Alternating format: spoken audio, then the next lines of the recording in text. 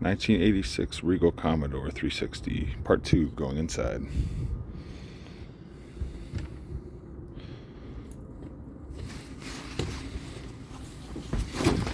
As you can see, there's plenty of seating room back here, wraparound benches.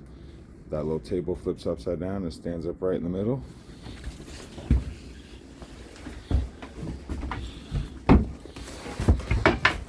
Lots of storage space back here.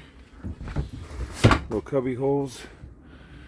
Like I said, it's in pretty good shape. Just needs to be washed.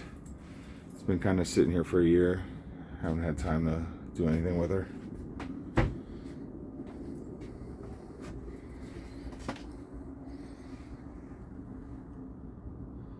Dual throttles, dual transmission controls, depth finder, radio, compass.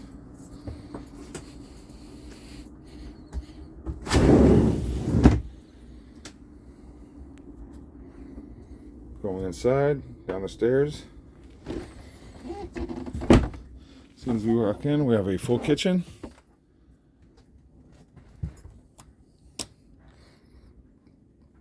Microwave, refrigerator,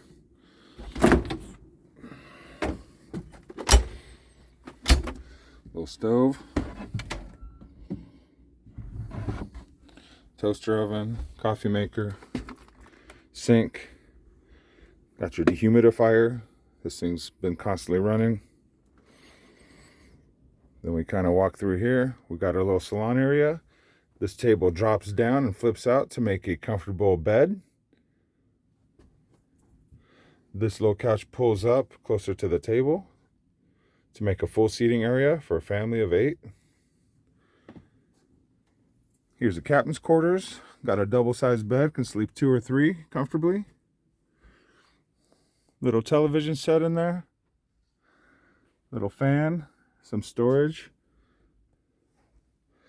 And when we work our way back, we have our full bathroom.